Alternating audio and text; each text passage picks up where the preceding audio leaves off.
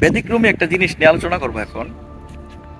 আমার এই কাছের একটা পরিবার, আমার খুব কাছের আত্মীয় বলে, ওরা ওনার ছেলেকে কোরআনে হাফেজ বানাইছে আল্লাহর দিনের খাতিরে। হয়তো মা বাবা যারা আছে তাদেরকে পরকালে মুক্তির পথ দেখাবে, হাফেজরা ভালো কিছু করবে। এখন এই হাফেজের জন্য তারা পারিবারিকভাবে মেয়ে খুঁজতেছে বিয়ের জন্য, এবং সুদর্শন সুন্দরী লম্বা উঁচা ভালো ফ্যামিলির মেয়ে হতে হবে।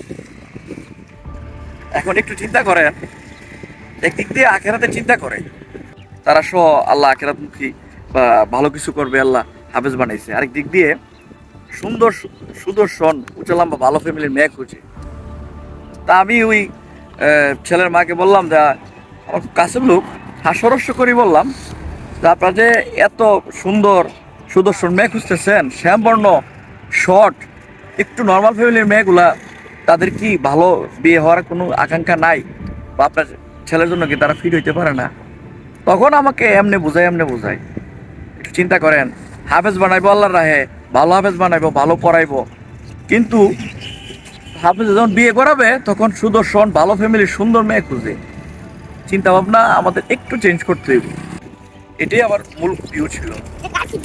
জানি না কার কাছে কিরকম লাগে। ধন্যবাদ।